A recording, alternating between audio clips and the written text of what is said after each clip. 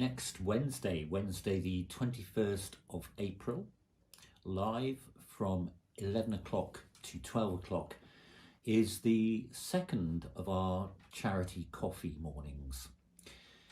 Each month on the third Wednesday of the month, we have an hour chance to have a chat in the chat room, a cup of coffee, of course, and some music, usually with a puzzle.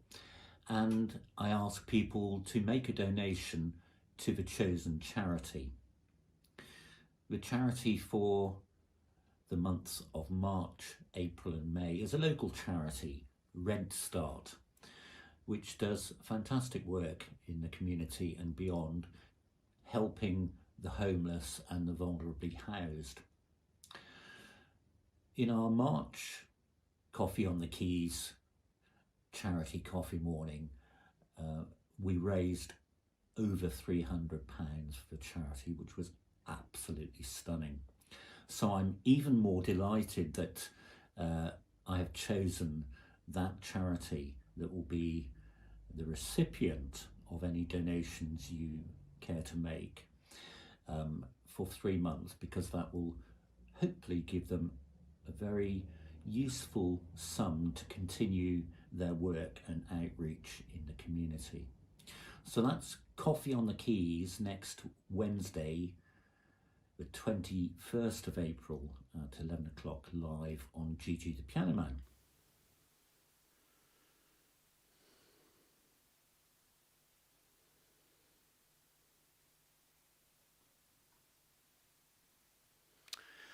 A very good evening to you all. I hope you're all having a wonderful day in this part of the UK, and I know in many parts as well. It's been a glorious spring day, calm, bright, sunny. What more could you ask for? Well, how about an hour of a date with a dinner set? I mean, that seems a perfect ending to a perfect day, doesn't it? So, here we are once again on programme 44. I've already got my eye on programme 50 and more details about that in the coming weeks. So like I say, I hope this finds you well. Those of you that I can see are looking extremely well, so well done on that. And I hope you enjoy this evening's offering. So park yourself comfortably, sit down, stand up. If you're Noel, then dance. And enjoy the music on offer this evening. If you want to play the game of guessing the song or its composer or its context, then please go ahead. Looking at my list, at least 8 of them I think are quite well known. So you should do quite well, even if you've been to a lunchtime drinks party in Wiltshire, I would think. Anyway, enough blathering. Let's get this show on the road.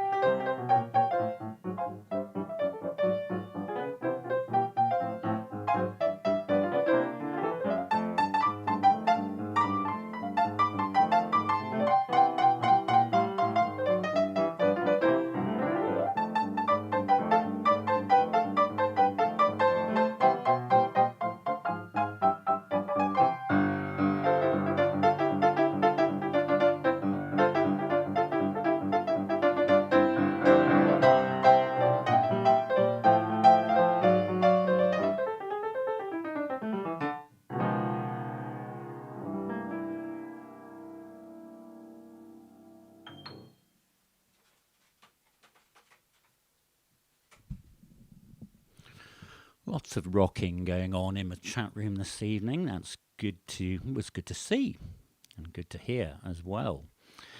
Yes. Oh, I thought you were talking to me then, Jean. I thought on my way home, I am home. It's a bit out my way, love, but I am coming down this summer. Once I've mended the car, it will happen. Anyway, that was our opening number. And of course, yes, well done, Mr. Mark Turville. We'll even forgive the spelling. Siddown, you rock, Siddown. Sorry, you did correct yourself. Fantastic. Closely followed by Miles. The usual 0.5 of a second lag from fair Warwickshire, I feel. Stubby K. Ah. Yes, indeed. Our opening number was Sit Down, You're Rocking the Boat from 1950 from Guys and Dolls by Frank Loesser, who wrote music and the lyrics. And it was sung by the character Nicely. Of course it's a promise. Honestly, I just have to avoid those speed cameras. Not a problem. So that was our opening song. One or two of you are always interested in the tie. There's no particular history to this one. A little stripy affair from a little boutique that is no longer there, sadly. But there we go. Good evening, Italy. Buonasera. Don't worry, there were loads of mistakes in it. It's fine. Okay, so if you're enjoying what you're seeing and hearing, then as usual, do give it a thumbs up. It helps other people to find us on the channel. On with our next song.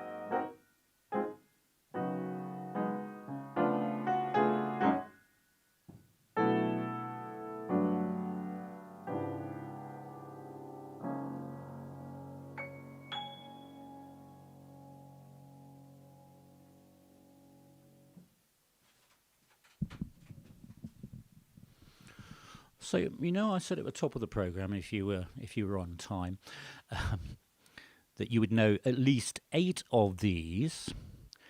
Um, let's make that 7, based on what's going on in my merry little chat room.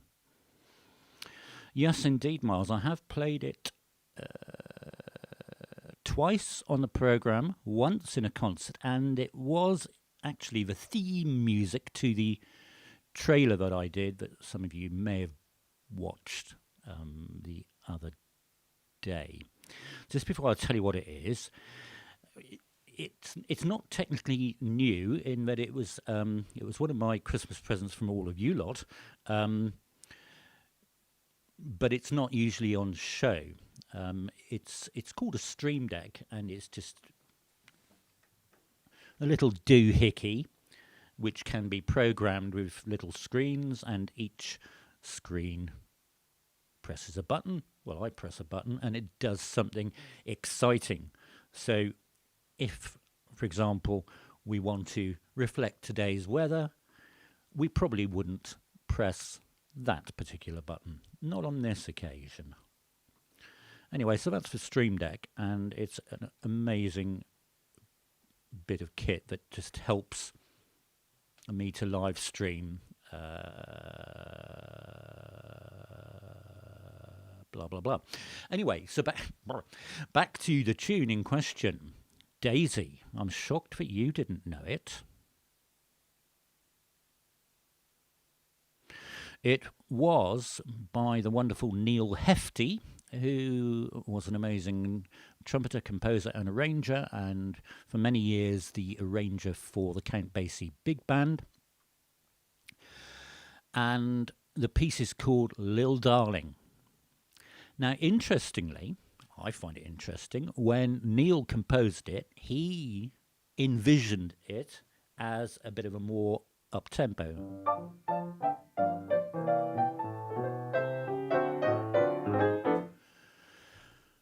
But when Count Basie heard the tune, he said, no, we've got to slow this down. We've got to slow this down to the slowest possible swing, just to show how good the Basie band is. So it's got that very slow.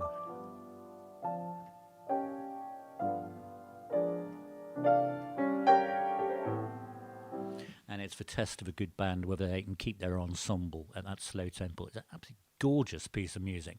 So maybe when that pops up again, we'll all know it, eh? Anyway, so that was Little Darling by Neal Hefti. Now, I've said to you before, I'm going to say it again, that some of the ideas for things come out of things that you say in a chat room. Not all of them, obviously, because there's some absolute garbage that goes on in this chat room. And I've yet to find a Blue Whale song for David, but, it may happen. Have you settled for a Blue Womble at some point? Yeah, so a lot of it comes out of things you say, usually by your incorrect answers. So if you were here live or listened on the catch-up to last week's programme, one of the incorrect answers was the following.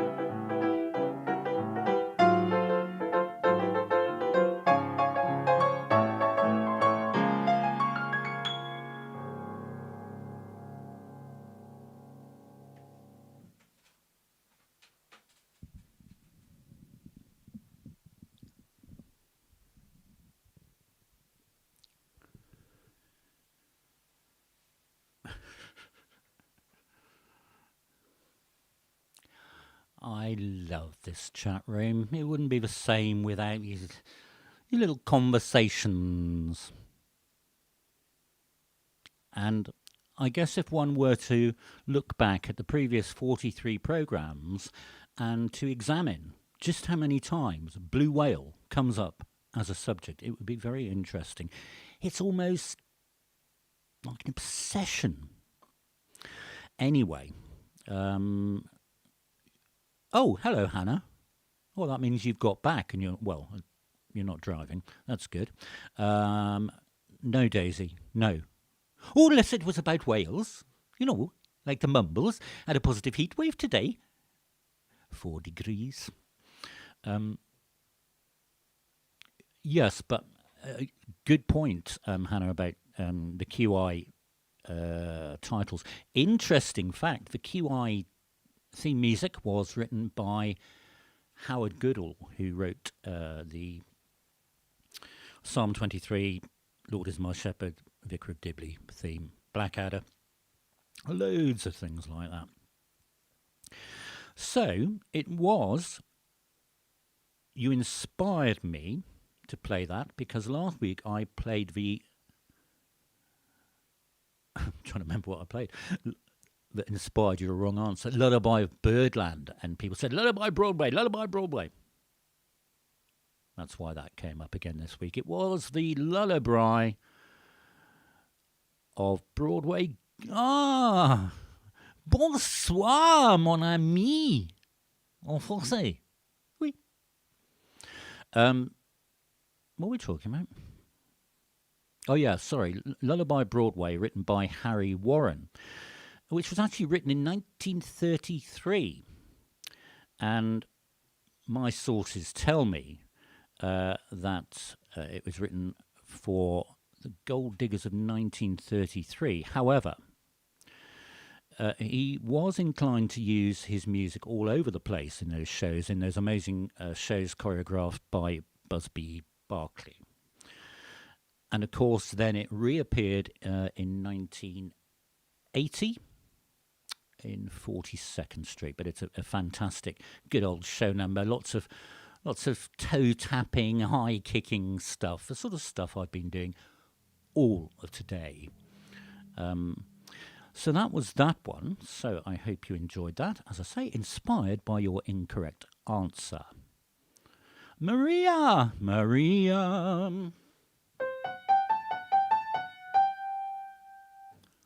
Hola.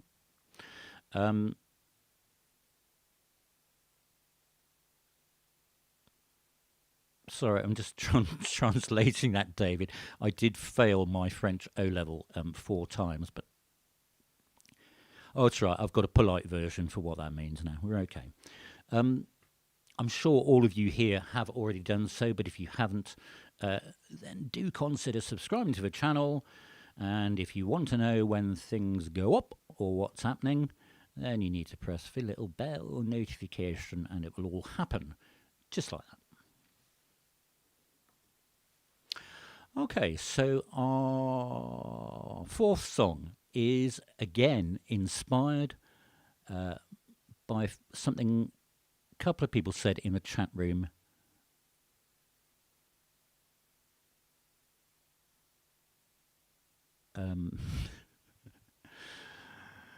I shouldn't keep reading the chat. I just get thrown. I don't know what's going on now. Here I am. I'm just sitting here all alone, wondering what's happening. Anyway, this was again inspired by something that was incorrectly said in the chat room, although actually, to be fair, it was very like it. But I hope you enjoy the next song, and I feel sure that somebody from Finland will know this one.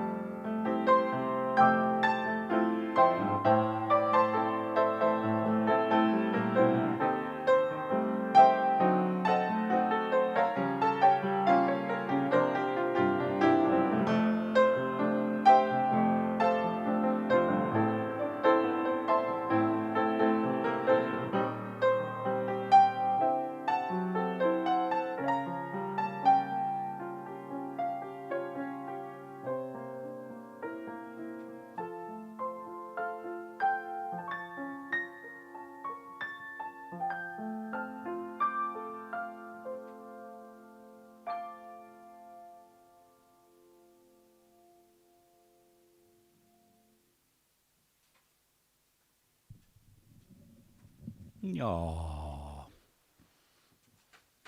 yes. I was sorry. I was just being facetious, just for once. I've. It's taken well about 40 years to learn how to be facetious, so I thought I'd just call it into action at this point.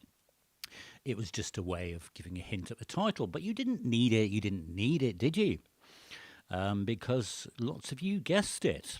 Miles, then Hannah, then Mark, and the person that inspired it, Honor from Finland. Because you'll remember, Honor, last week you said that something else I played, I haven't got a clue what it was, um, sounded a little bit like it. So it's a very interesting song. Written in 1975 by the American composer and singer. Hey, live television. Eric Carmen. Do not say Eric Cartman. Eric Carmen. Written in 1975. And the interesting thing about it is that he deliberately borrowed the one of the themes from the second movement of Rachmaninoff's second piano concerto.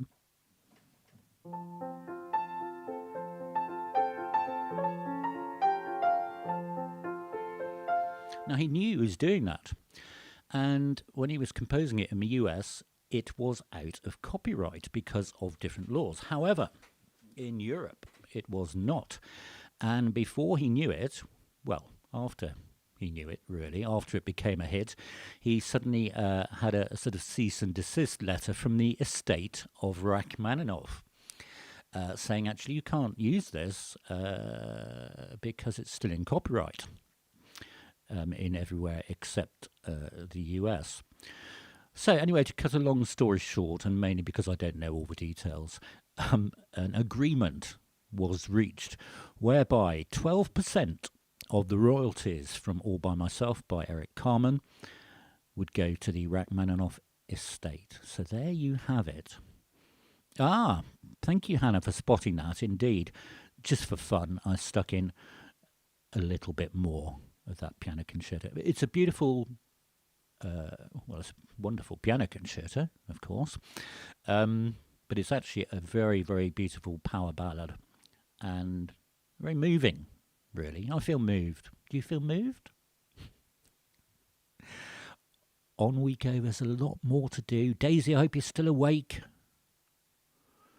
Oh, I'll tell you why.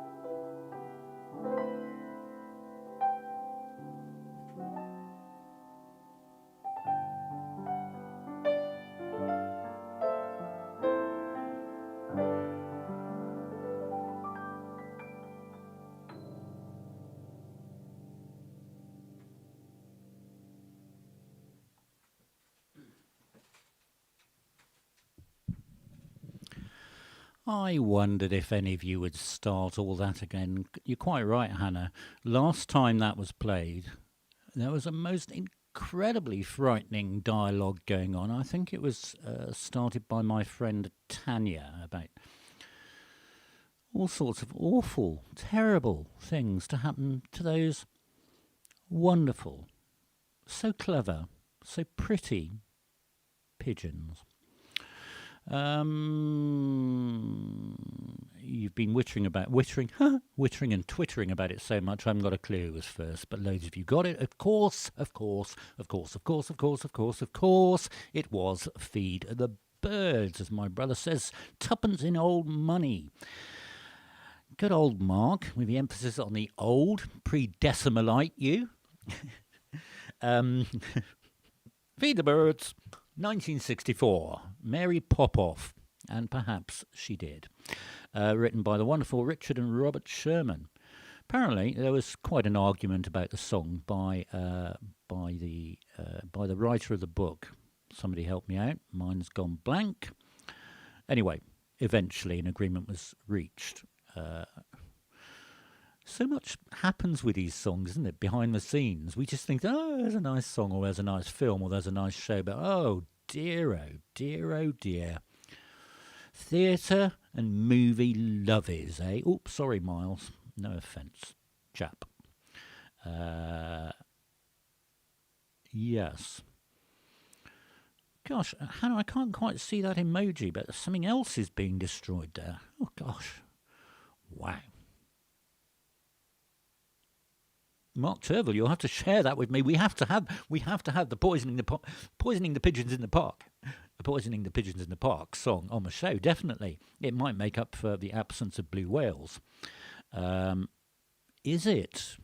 Is it, Tom Lehrer? Right. Send me a copy, chap. Have we finished talking about that? Yes, Feed the Birds, and if you remember it from the film, Daisy, I know it's one of your favourite films. The second time that music appears, it's within the globe, and there's this wonderful dreamscape going on of the old lady with the bags, etc. And it's all very wonderful. And then from out of nowhere appears the great big choir, the lush Disney strings, and off we go into the reprise of the Middle Eight, blah, blah, blah. Amazing song. Truly epic. So, just before we go on with the next one, if you were watching at the beginning, if you were on time, which a few of you were, and if you watch the trailer, you'll know all about this. But next Saturday, it's time for the April concert, and this is new territory for me. It's going to be rather interesting. So I've called it April Improv. And I think the poster almost says it all, actually. Well, all there is to be said. It's a great big sort of splash of a journey into the unknown. An odyssey, if you like, a musical odyssey. I am going to improvise a concert. Yeah, I know.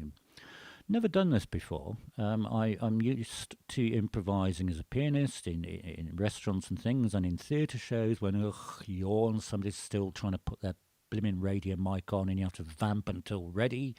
And I'm used to endlessly going round and round and round in a holding pattern as an organist, waiting for something to happen. So I thought, why not? Let's just push the boat out. The boat that has been rocked earlier.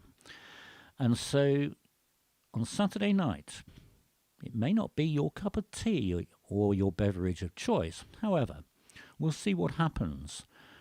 It will be a concert in two halves that will be spontaneously live improvised. I will be doing no preparation whatsoever. I will have no notes in front of me apart from the 88 or possibly 87 provided by the piano, but it will be in our customary two halves. So the first one will be classically pensive, and then after a 15-minute interval we'll be upbeat and jazzular. Isn't that a great word? It's mainly because I don't like the word jazzy, because it has connotations of jazz hands and all sorts of icky-sicky things. It's going to be lots of fun. Well, it could be lots of fun. It could go horribly wrong. Who knows? My idea is to have a blank canvas and to empty my mind, not totally, and just wander through some music for you. Yeah. So that's next Saturday, April Improv. Lots and lots and lots of fun. Well, for me, it's the sort of thing you can probably switch off from and go off and do something else, sort out the electricity bill or something, and then wander back, and I'll still be playing. But it's going to be 2 45-minute halves, non-stop. There we go. I think that's enough to say about that. But do join me for that if you can. Okay, on to our next one. Who's going to be first with this one?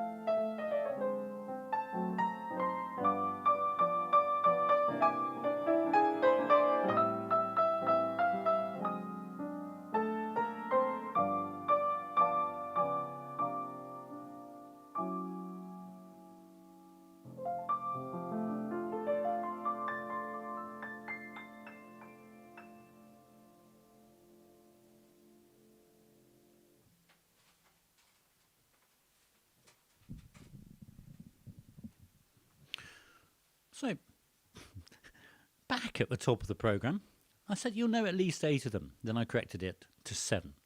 Let's now make that 6. I'm quite surprised. It was not Laura, I'm afraid, Miles. Songs, some of them tend to come around about a 3 or 4 month gap, and I think we had that a few weeks back. It was not Laura. It was by Mr. Kurt Weill, and it was the amazing song Speak Low. And there's something incredibly haunting about that melody. It's not just the interval, because that's quite a normal interval with which to start a song.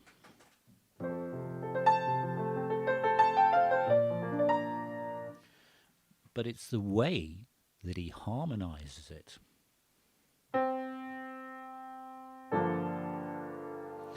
To actually make the first chord of a song, not the first tonic chord, if you like, the root chord, but to make it on the second chord, absolute genius. So it was Speak Low from 1940 something. Three. And it's a film, something Venus. Miles, you might be able to tell me the real title of that, but I know it's got Venus in the title. Anyway, so it's a lovely song, and interestingly, the lyrics for that are just very simple, and I was amazed I was when I found out who wrote the lyrics. The lyrics were written by Ogden Nash, and a lot of Ogden Nash's poetry and works are sort of humorous, but this is a very sensitive set of words and makes for a wonderful song by the unique Kurt Weill, who was, for a time, taught composition by Busoni,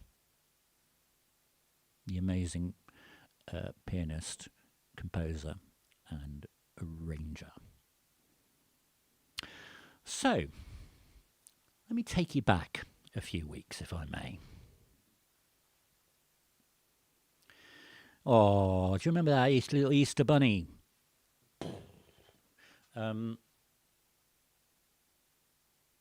away, bunny. Ta-da, the magic of television, eh? We had a Quizlet, on the 5th of April. And it was lots of fun as an experimental one, and it's a pattern we're going to be repeating again. And lots of people enjoyed joining in with that, and I know a lot of people have tried to do it since. And we were sort of self-scoring on a trust basis, and the person that got the most was Miss Daisy D of Daisy D Decor Incorporated, Weybridgeshire. And I said there was a valuable prize, and it wasn't a cruise to Madeira at all. The prize would be to select a song or a piece for one of the shows, and that time has come. It's very exciting, it is, because after some conversation with Daisy, she told me the piece that she would like heard. Now the problem, Daisy, I did try and explain it. The problem is that the segment that people know only lasts 30 seconds, exactly 30 seconds. That might give you one of the clues.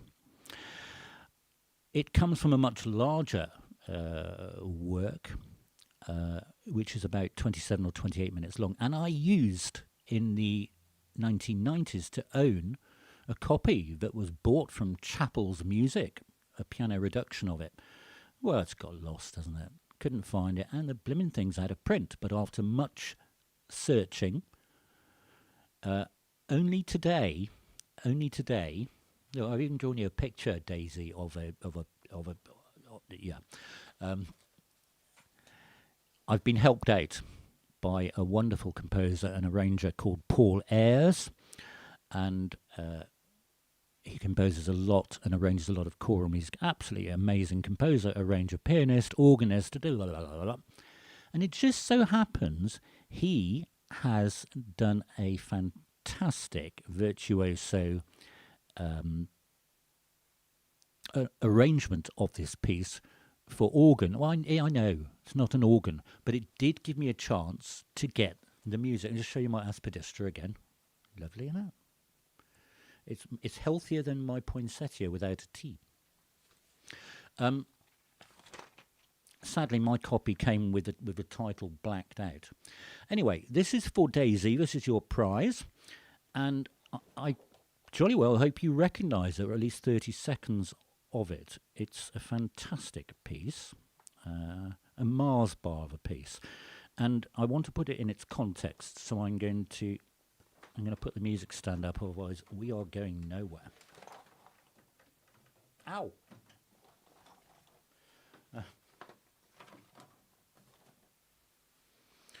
So, here you go, Daisy.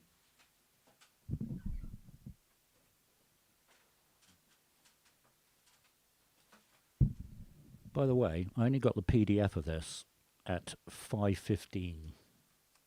I paid for it at 9 o'clock, but I think he's been busy.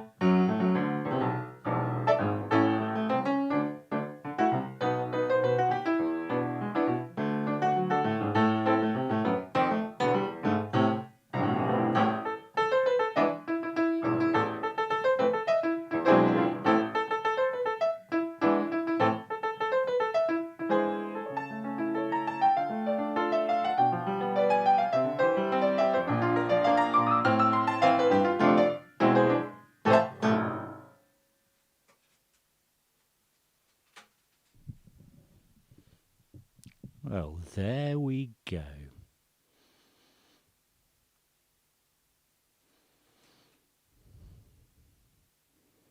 So I'm just catching up with your chatlets. I'll take that as a compliment, Mark. Is it the hump in my back that gave it away?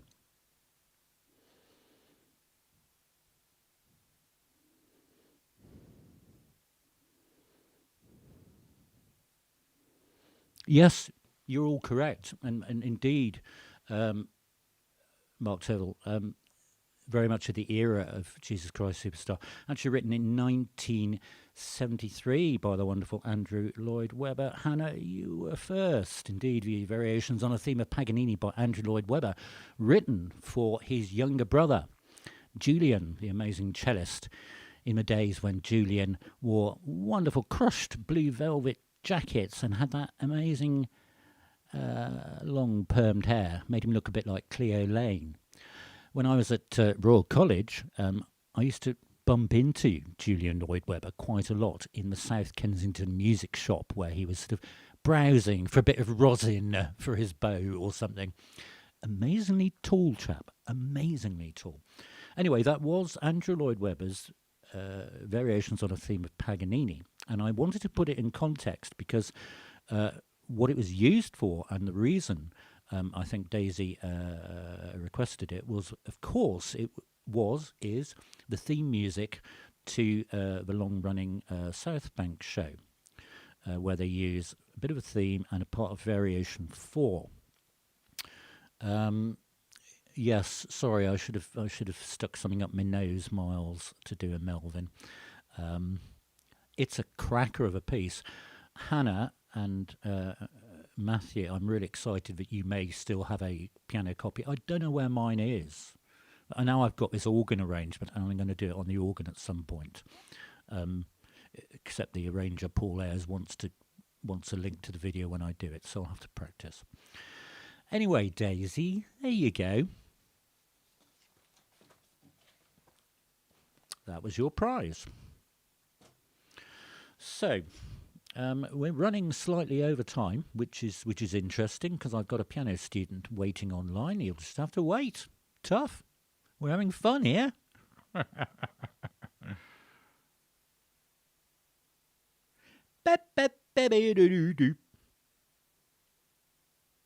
there you go. Right. So the next song again. Interesting you should mention the quiz. This song came out of... thank you, Matthew. I'd love to see a copy of it sometime, chap. Thanks, Kate. What are we doing? Oh, yeah, this song came out of the quiz as well. I only played a little bit of it, but I think it deserves having a lot of it played. Hope you agree.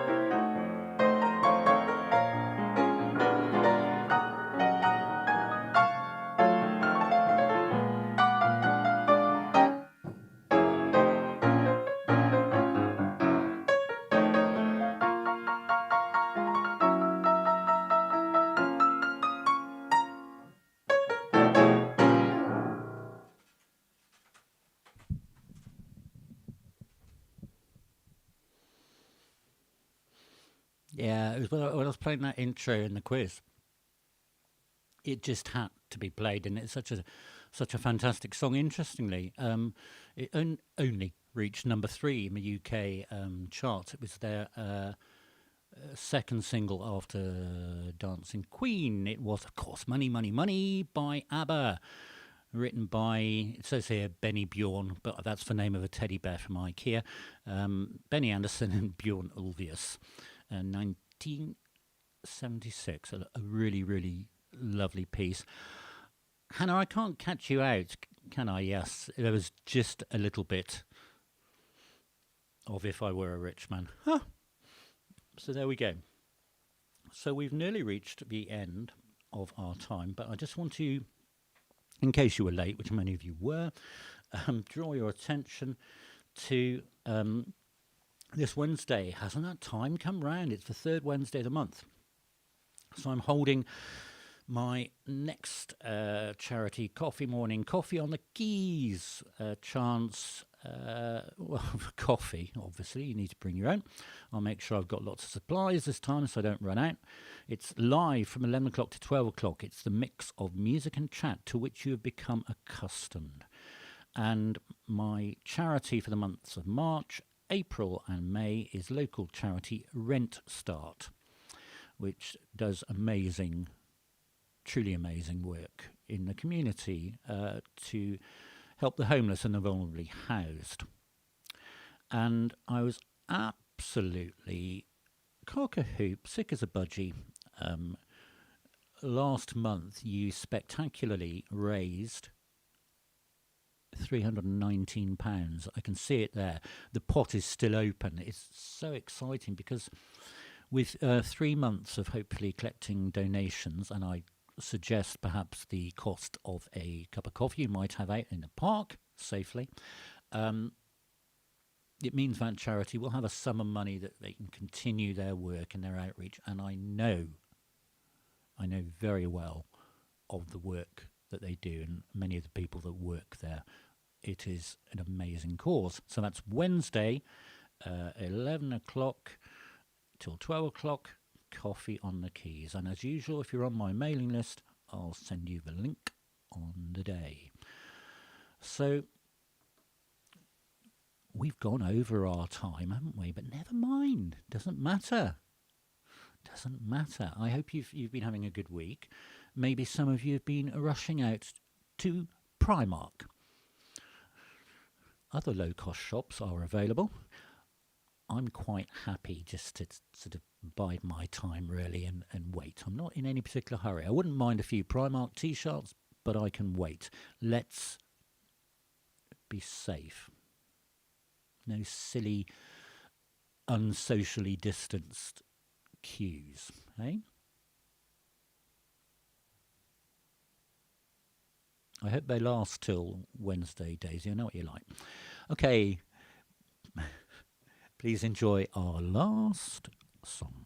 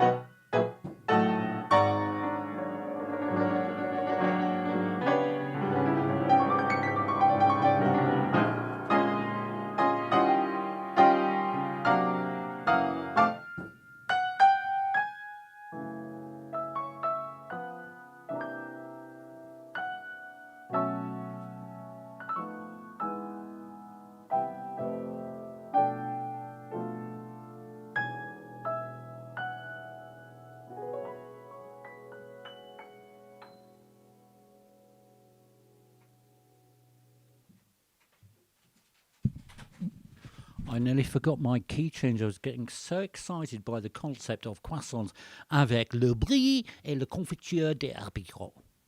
Sounds very nice. Not on my diet, though. That was our final song. And indeed...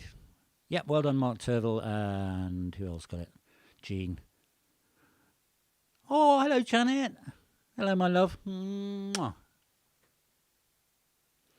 Lovely to see you. Right, so there we go. That was A Date with a Dinner Set, programme number 44. I really hope you've had a good time. I've had a wonderful time playing for you, as always.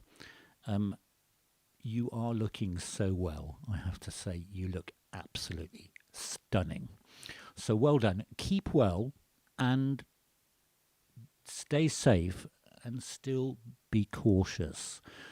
Don't forget that just across the sea and around the world, that third wave is bubbling away. It's no time for complacency. You heard it here. The Oracle of Hershamville. And on that note, I shall say thank you so much for listening and for watching. It's been a pleasure, and I hope to see you on Wednesday for Coffee on the Keys and on Saturday for April Improv. Do take very good care of yourselves and enjoy the spring sunshine. Thank you so much. See you soon. Bye.